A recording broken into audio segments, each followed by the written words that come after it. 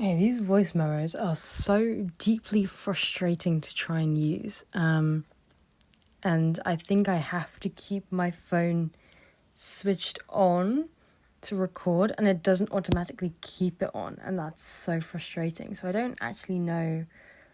Oh, maybe if I do it like that? Okay, and then will it not switch off? Okay, sorry, this is trial and error live in the flesh. Hold on. So where was I reading? Alright,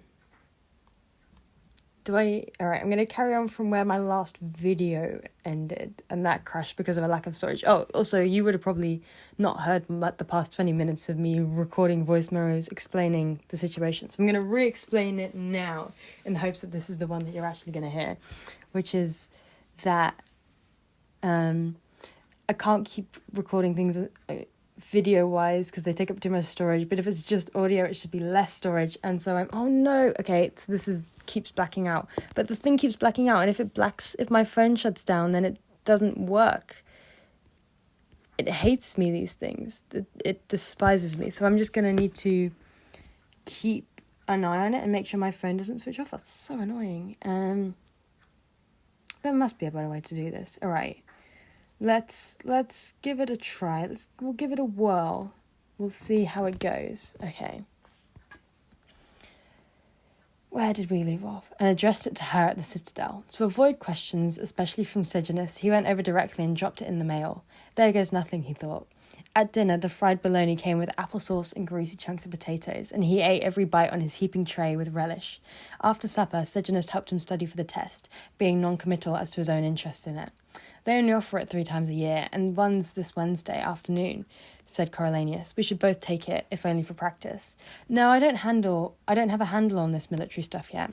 I think you'll get through it, though, Sejanus replied. Even if you're a little bit shaky, you'll ace the rest of it, and your overall score might be high enough to pass. Go ahead, take it before you forget all your maths. He had a point. Already some of Coriolanus's geometry seemed a little bit rusty. If you were an officer, perhaps they'd let you train to be a doctor. You were awfully good at science, said Coriolanus, trying to feel out where Sejanus's head might be after their conversation. He definitely needed something new to focus on, and then you could, like you said, help people. That's true, Sejanus thought it over. Perhaps I'll talk to the doctors over at the clinic and find out how they got there. The following morning, after a night of strange dreams that vacillated between him kissing Lucy Gray and feeding Dr. Caw's snakelets, Coriolanus added his name to the list to take the test. The officer in charge told him that he'd be officially excused from training, and that in itself seemed an incentive to sign up, for the week promised to be broiling. It was more than that, though, really. The heat, yes, but also the boredom of his day-to-day life had begun to wear on him. If he could become an officer, Coriolanus would be given more challenging tasks. The day brought 2 alterations to the regular schedule. The first, that they would begin serving on guard duty, caused little insight. Hold on. Let me try this again. The day brought 2 alterations to the regular schedule. The first, that they would begin serving on guard duty, caused little excitement, as the job was widely known for its tedium. Still, Coriolanus reasoned, he'd rather be manning the desk at the front of the barracks than scrubbing the pans. Perhaps he could sneak in a bit of reading or writing. The second change unnerved him. When they reported for marksmanship, they were informed that Coriolanus' suggestion to shoot the birds around the gallows had been approved. Beforehand, however, the Citadel wanted them to trap 100 or so jabberjays and mockingjays and return them to the lab, unharmed, for study. His squad had been tapped to help position cages in the trees that afternoon, which meant he'd be working with scientists from Dr. Gall's lab. A team had arrived by hovercraft that morning. He'd only ever seen a handful of people at the Citadel, but the idea of encountering anyone from the lab, where no doubt everyone knew the details of his trickery with the snakes and subsequent disgrace, set him on edge. And then a terrible thought hit him. Surely Dr. Gall wouldn't oversee the bird roundup herself.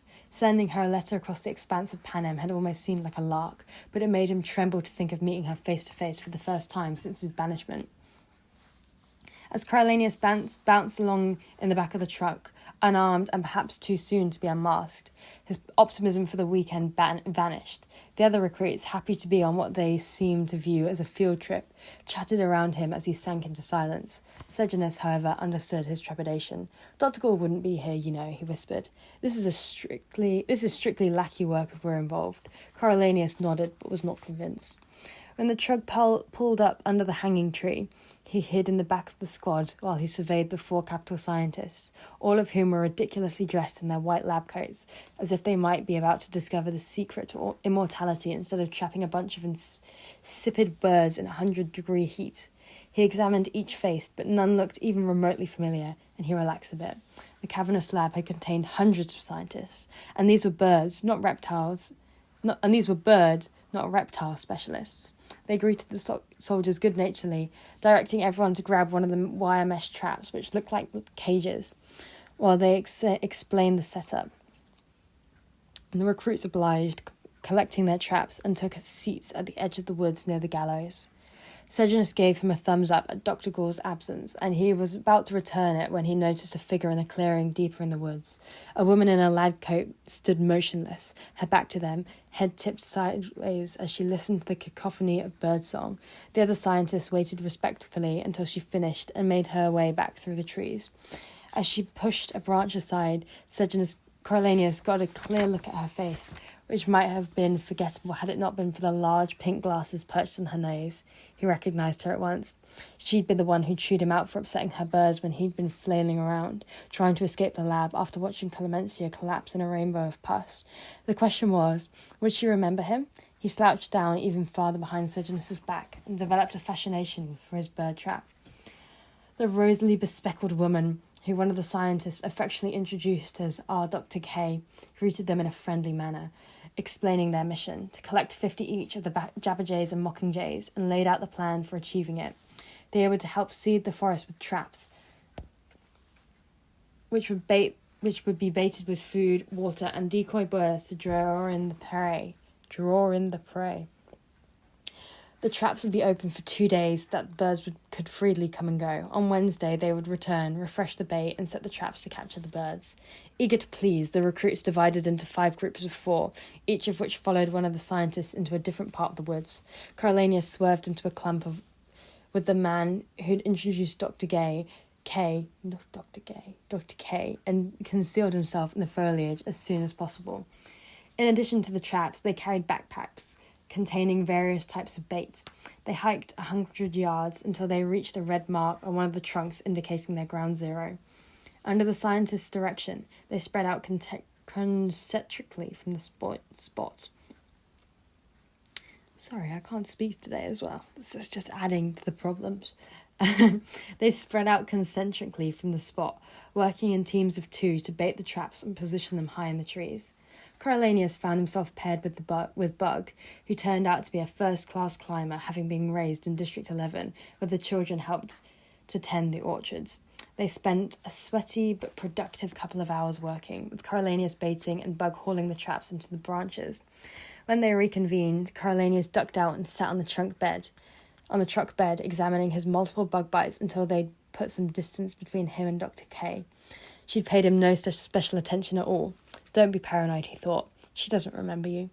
Tuesday was back to business as usual, though Coriolanus reviewed for the test over meals and in the brief time before the lights out. He was itching to get back to Lucy Gray, and she kept drifting into his thoughts, but he did his best to push her out, promising himself he could revel in daydreams when the test was over. On Wednesday, he muscled his way through the morning workout, sat alone during lunch with his manual for the final cram, and then went over to the classroom in which they did their tactical lessons. 2 other peacekeepers had signed up, one in his late 20s who claimed to have taken the test 5 times already, and another who must have been pushing 50, which seemed ancient for a life change. Test-taking ranked among Coriolanus' greatest talents, and he felt a familiar rush of excitement as he opened the cover of his booklet. He loved the challenge, and his obsessive nature meant almost instant absorption of the mental obstacle course. 3 hours later, sweat-soaked, exhausted and happy, he handed in his booklet and went to the mess hall for ice.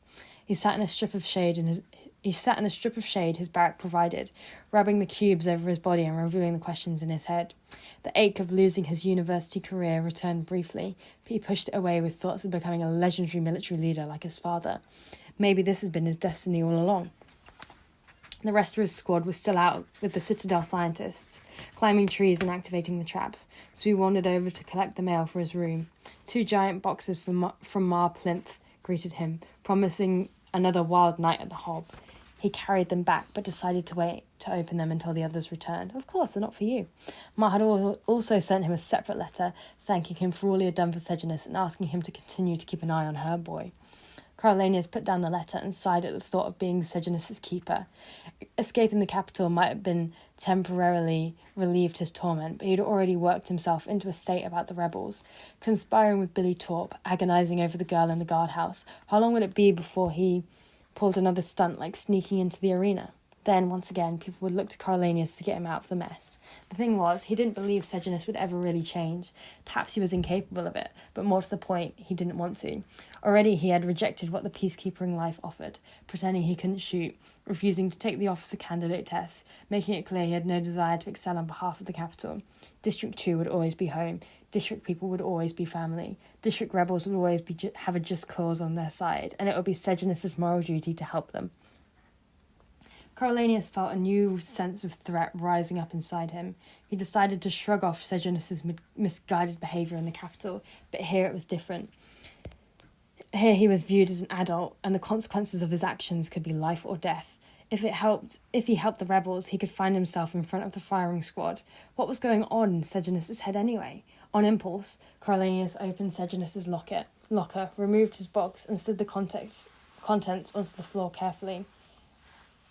They included a stack of mementos, a pack of gum, and 3 medicine bottles prescribed by a capital doctor. 2 appeared to be sleeping capsules, and a third, a bottle of morphine, with a dropper built into the lid, much like the one he'd seen Dean Highbottom use on occasion. He knew Sejanus had been medicated during his breakdown. Ma had told him as much. But why had he brought these? Had Ma slipped them in as a precaution? He flipped through the rest of the contents. A scrap of fabric, stationery, pens, a chunk of marble crudely carved into something that might be a heart, and a pile of photos. The plinths had annual portraits taken, and he could map Sejanus' growth from infant to this past New Year. All the pictures were of family, except an old photo of a group of school children. Coriolanus took it to be one of their class, but no one looked familiar, and a lot of the kids were dressed in rather ill-fitting, shabby clothing. He spotted Sejanus in a neat suit, smiling pensively on the second row. Behind him towered a boy who he took to be much older. On closer inspection, though, the pieces fell together. It was Marcus, in a school photo from Sejanus' last year in District 2. There was no record of his capital classmates at all, not even Coriolanus. For some reason, this seemed the greatest confirmation of where Sejanus' loyalties lay. At the bottom of the pile, he found a thick silver frame holding, of all things, Sejanus' diploma. It had been removed from its fine leather folder and transferred to a frame, as if for display. But why? Sejanus would not in a million years hang it on the wall, even if he had a wall to hang it on. Coriolanus fingered the frame, tracing the tarnished metal, and flipped it over.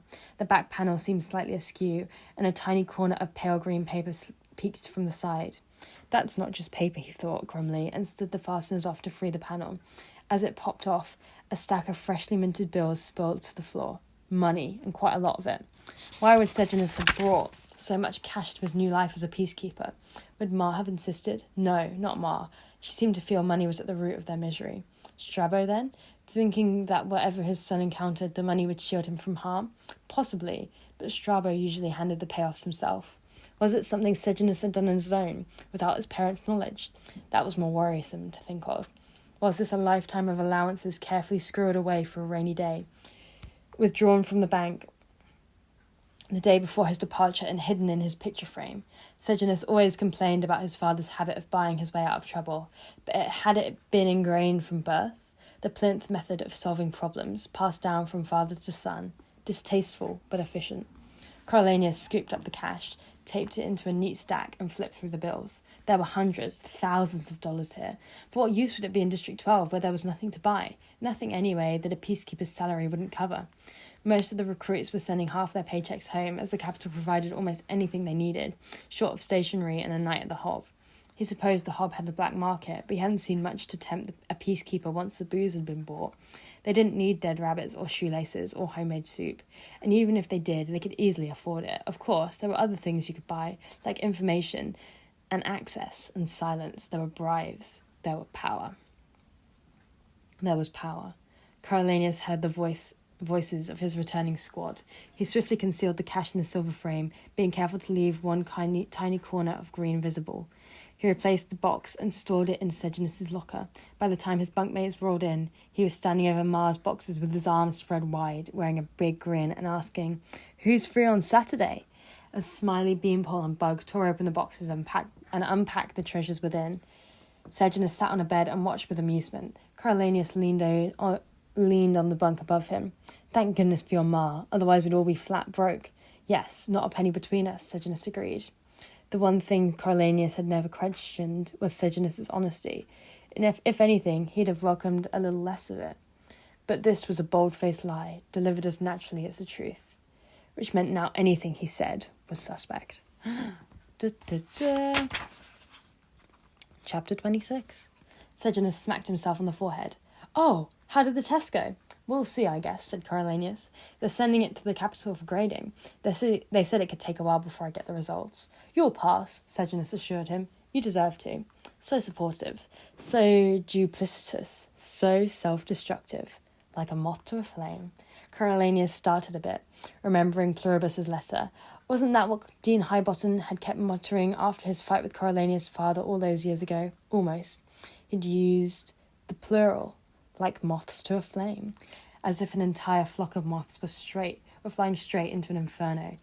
A whole group bent on self-destruction. Who was he referring to? Oh, who cared?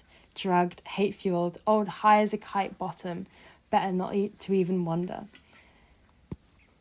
After dinner, Coriolanus put in his first hour of guard duty an air hanger on the far side of base, paired with an old-timer who immediately dozed off after instructing him to keep an eye out. He found his thoughts fixating on Lucy Gray, wishing he could see her, or at least talk to her. It seemed a waste to be on guard, where clearly nothing ever happened, when he could be holding her in his arms. He felt trapped here on base, while she could roam freely roam the night. In some ways, it had always been better to have her locked up in the capital, where he always had a general idea of what she was doing. For all he knew, Billy Torp was trying to worm his way back into her heart at this very moment. Why pretend he wasn't at least a little bit jealous? Perhaps he should have had him arrested after all. Back in the barrack, he penned a quick note to Ma, praising the treats, and another to Pluribus to thank him for his help. Then to ask him about getting strings for Lucy Gray. His brain tired from the test, Coriolanus slept deeply and woke already sweating in a hot August morning. When did the weather break? September? October? November? By lunchtime, the line from the ice machine extended halfway around the mess hall. Slated for kitchen detail, Coriolanus braced himself for the worst, but found he'd been upgraded from dishes to chopping. This would have been a welcome change had he not been assigned the onions. The tears he could live with, but he had become increasingly concerned about the smell radiating from his hands. Even after an evening of mopping, it still drew comments in the barrack, and no amount of scrubbing erased it. Would he be reeking when he saw Lucy Gray again? Friday morning, despite the heat and his unease around the Citadel scientists, he felt a certain relief he'd be dealing with birds that afternoon. Though unlikable, they left no noticeable odour. When Beanpole collapsed during drills, the sergeant had his bunkmates haul him to the clinic, where Coriolanus took the opportunity to get a metal can of powder for heat rash that extended across his chest and under his right arm. Keep it dry, the medic advised. He had to suppress the impulse to roll his eyes. He'd not been dry, not one moment since he arrived in the steam bath of District 12. After a lunch of cold meat spread sandwiches, they bounced along in the truck to the woods, where the scientists, still sporting their white lab coats, awaited them. Just as they teamed up, Coriolanus learned that Bug, lacking a partner on Wednesday, had been working in tandem with Dr. K. She'd been so impressed with his agility in the branches, she'd requested him again. It was too late to switch partners, so Coriolanus followed her group into the trees, hanging as far back as he could. It was no use. As he watched Bug carry a newly baited cage up into the first tree and swap it with the one holding a captured jabberjay, Dr. K came up behind him. "So what do you think of the districts, Private Snow?" He was trapped like a bird, trapped like a tribute in the zoo. Fleeing into the trees was not an option. He remembered Lucy Gray's advice that had saved him in the monkey house. Own it. He turned to her with a smile sheepish enough to acknowledge her nailing him, but amused enough to show he didn't care. "You know, I think I learned more about Panem in one day as a peacekeeper than I did in 13 years of school." Dr. K laughed. Yes, there's a world of education to be had out here. I was assigned to 12 during the war, lived on your base, worked in these woods. You were part of the Jabberjay project then? Asked Carlanius. At least they'd both had public failures. I headed it, said Dr. K significantly. A major public failure. Carlanius felt more comfortable. He'd only embarrassed himself in the Hunger Games, not a nationwide war. Perhaps she would be sympathetic, give a favourable report to Dr. Gould on her return, if he made a good impression. Making an effort to engage her might pay off. He remembered that the Jabberjays were all male and couldn't reproduce with one another. So these Jabberjays, they were the actual birds you used for surveillance during the war. They were my babies. Never thought I'd see them again. The general consensus were they wouldn't last the winter. The genetically engineered often struggle in the wild, but they were strong, my birds, and nature had a mind of its own, she said. Bug reached the lowest branch and headed down the cage, holding the Jabberjay. We should leave them in the traps for now. It wasn't a question, just a remark. Yes, it might help to reduce the stress of the transition, agreed Dr. K. Bug nodded, slid to the ground, and accepted another fresh trap from Carlanius. Without asking, he made for a second tree. Dr. K watched approvingly. Some people just understand birds. Carlanius felt unequivocally that he would never be one of those people, but surely he could pretend to be just for a few hours. He squatted down beside the trap and examined the Jabberjay, which chattered away. You know, I never quite grasped how these worked. Not that he'd made any effort to find out. I know they recorded conversations, but how did you control them? They're trained to respond to audio commands. If we're lucky, I can show you. Dr. K pulled a small rectangular device from her pocket. Several coloured buttons protruded from it, none of which were marked, but maybe age and use had worn the markings away. She knelt down across the cage from him, and studied the birds with more affection than Carlanius felt befitted a scientist. Isn't he beautiful? Carlanius tried to sound convincing. Very. So what you hear now, this chatter, it's his own. He can mimic the other birds, or us, or say what he likes. He's in neutral. In neutral? Carlanius asked. In neutral? He heard his voice echo from the bird's beak. In neutral? Even creepier when it's your own voice, he thought, but he gave a delighted laugh. That was me! That was me, the Jabberjay said in his voice, and then began to mimic a nearby bird. It was indeed, said Dr. K, but in neutral he'll move on to something else quickly, another voice, usually just a short phrase or a snatch of birdsong, whatever catches his fancy. For surveillance, we needed to put him in record mode. Fingers crossed. She pressed one of the buttons on her remote control. Carlanius heard nothing. Oh no, I guess it's too old. Dr. K's face, however, wore a smile. Not necessarily. The command tones are inaudible to human beings, but easily registered by the birds. Notice how quiet he is? The Jabberjay had fallen silent. It hopped around in its trap, cocking its head, pecking at things, the same in all ways except its verbalizing. Is it working? Asked Carlanius. We'll see. Dr. K hit another button on her control, and the bird resumed its normal chirping. Neutral again. Words. Neutral again. Let's see what he's retained. She pressed a third button. After a brief pause, the bird began to speak. Oh no, I guess it's too old. Not necessarily. The command tones are inaudible to human ears, but easily recognised by the birds. Notice how quiet he is? Is it working? We'll see. An exact replica, but no. The rustling of the trees, the buzzing of insects, the other birds, none of that had been recorded. Only the pure sound of human voices. Huh, said Carlanius, somehow impressed. How long can they record for? An hour or so, on a good day, Dr. K told him. They're designed to seek out forested areas and then are attracted to human voices. We'd released them into the woods in record mode, then retrieved them with a homing signal back at the base, where we'd analysed the recordings. Not just here, but in Districts 11, 9, wherever we thought they'd be of value. You couldn't just set microphones in the trees? Carlanius asked. You can bug buildings, but the forest is too huge. The rebels knew the terrain well. We didn't. They moved from place to place. The Jabberjay is an organic mobile recording device and, unlike a microphone, it's undetectable. The rebels could catch one, kill it, eat it even, and all they would find is an ordinary bird, explained Dr. K. They are perfect, in theory. But in practice, the rebels figured out what they were, said Carlanius. How did they manage that? Not entirely sure. Some thought they saw the birds returning to the base. We only recalled them in the dead of night, in which they'd be virtually impossible to detect, and only a few at a time. More likely we didn't cover our tracks, didn't make sure that the information we acted on could have had a source other than a recording in the woods. That would have brought suspicion, even though their black feathers are an excellent camouflage at night. Their activity after hours would be a clue. Then, I think, they just started experimenting with them, feeding us false information and seeing how we reacted. She shrugged. Or maybe they had a spy on the base. I doubt we'll ever really know. Why don't you just use the homing device to call them back to the base now, instead of... Coriolanus stopped himself, not wanting to seem like a whiner. Instead of dragging you out here in this heat to be eaten alive by mosquitoes, she laughed. The whole transmission system was dismantled, and our old aviary seems to store supplies now.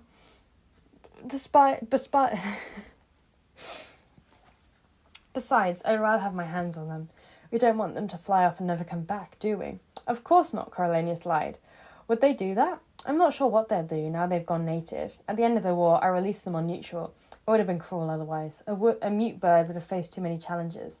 They not only survived, but mated successfully with the mockingbirds. So now we have a whole new species. Dr. K picked up a mockingjay in the foliage. Mockingjays, the locals call them. And what do? Asked Coriolanus. Not sure. I've been watching them for the last few days. They've no ability to mimic speech, but they have a better, more sustained ability to repeat music than their mothers, she said. Sing, sometimes. Coriolanus only had one song in his repertoire.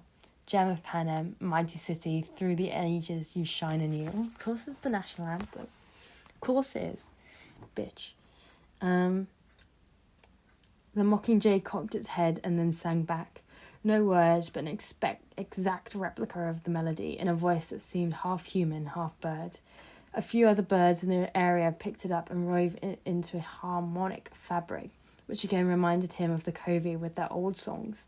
We should kill them all. The word slipped up before he could stop them. Oh, you're doing a great job here, Coriolanus. Kill them all? Why? Said Dr. K in surprise. They're unnatural. He tried to twist the comment so it sounded like it came from a bird lover. Perhaps they'll hurt other species. They appear to be rather compatible, and they're all over the Panem, wherever jabberjays and mockingbirds cohabited. We'll take some back and see if they can reproduce, mockingjays with mockingjays. If they can't, they'll all be gone in a few years anyway. If they can, what's one more songbird? Coriolanus agreed they were probably harmless. He spent the rest of the afternoon asking questions and treating the birds gently to try and make up for his callous suggestion. He didn't mind the jabberjays so much. They seemed rather more interesting from a military standpoint, but something about the mockingjays repelled him. He distrusted their spontaneous creation, nature running amok. They should die out, and die out soon. At the end of the day, though they found themselves in possession of over 30 jabberjays, not one mockingjay had been caught in the traps. Perhaps the jabberjays are less suspicious, given that the traps are more familiar to them. They were raised in cages after all, mused Dr. K. No matter. We'll give them a few more days, and, if needed, we'll bring out the nets. Or the guns, thought Coriolanus. Back at the base, he and Bug were chosen to unload the cages and help the scientists position them in an old hangar that was to be the birds' temporary home. Would you like to help us care for them until we take them back to the capital? Dr. K asked them. Bug gave one of his rare smiles in assent, and Coriolanus accepted with enthusiasm. Besides wanting to make a good impression, it was cooler in the hangar, with its industrial fans. That seemed better for his heat rash, which had flared up impressively in the woods. At least it made for a change. Before lights out, the bunkmates laid out Ma's treats and made a plan for the next 2 Hob weekends, in case she didn't send the boxes regularly. By virtue of his trading skills, Smiley became their treasurer, carefully setting aside enough for 2 rounds of white liquor and donations into the Covey bucket after the show. What remained they divided 5 ways. For his share, Coriolanus took another 6 popcorn balls, of which he allowed himself only 1. The rest he would save for the Covey. On Saturday morning, Coriolanus awoke to a hailstorm drumming away at the roof of the barrack. On the way to breakfast, the bunkmates pelted each other with ice balls the size of oranges, but by mid-morning the sun had come out, stronger than ever. He and Bug were assigned to the care of the jabberjays in the afternoon. They cleaned the cages, then fed and watered the birds under the direction of 2 of the Citadel scientists. Although some had been trapped in pairs or threesomes, each bird now resided in its own cage. During the later part of their shift, they carefully carried the birds, one at a time, to an area of the hangar where a makeshift lab had been set up. The jabberjays were numbered, tagged, and run through basic drills to see if they still responded to the audio commands from the remote controls. All appeared to have retained the ability to record and play the human voice. Out of earshot of the scientists, Bug shook his head. Is that good for them? I don't know. It's what they're built to do, said Carlenius. They'd be happier if we just left them in the woods, said Bug. Carlenius wasn't sure Bug was right. For all he knew, they'd wake up in the Citadel lab in a few days, wondering what the atrocious 10-year nightmare in District 12 had been. Maybe they'd be happier in a controlled environment where so many threats had been removed. I'm sure the scientists will take good care of them. After supper, he tried not to show his impatience as he waited for his bunkmates to ready themselves. As he decided he'd keep his romance a secret, he planned to slip away once they'd arrived at the hob. That left the problem of Sejanus. He'd lied about the money, but maybe he was trying to fit in with the rest of his penniless bunkmates. After the incident with the map, he'd seemed genuinely contrite, so hopefully he'd recognise the danger of acting as a go-between with Lil. But would Billy talk with the rebels trying to approach him again, since he's initially expressed a willingness to help them? He was such a sitting duck. The easiest thing would be to take him along to see the Covey once they'd be given the others the slip. Want to come backstage with me? He'd asked Sejanus quietly when they reached the hob. Am I invited? Asked Sejanus. Of course, said Carlenius, although really only he had been. Maybe it was good, though. If Sejanus could keep Maud Ivory entertained, then Carlenius might get a few moments alone with Lucy Gray. But we'll need to shake the rest of the crew. This proved to be simple, since the crowd had grown from the previous week, and a new batch of white liquor was particularly strong. Leaving Smiley, Bug and Beanpole to haggle, they found the door near the stage and exited onto a narrow, empty back street. What Lucy Gray had referred to as the shed turned out to be some sort of old garage that could hold about 8 cars. The large door used for vehicle entry was chained shut, but a smaller door in the corner of the building, directly across the street from the stage door, was held open with a cinder block. When Carlenius heard chatter and instrument tuning, he knew they were in the right place. And I'm going to leave it there. Come back tomorrow to find out what's happened at the base, and I'm going to see if I can upload this to YouTube. Hopefully this works. It wasn't actually too big of a pain to go back and forth and keep my phone turned on, but yeah, love you, good night.